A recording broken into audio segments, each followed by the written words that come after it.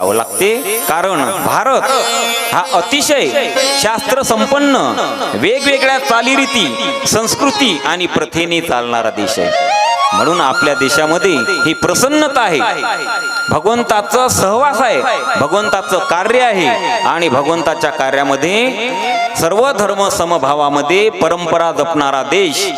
विविध प्रकारचे उत्सव, आनंद या ठिकाणी आपण साजरे करतो. विविध प्रकारचे विविध धर्मीय लोक आहे आपल्या भारतामध्ये.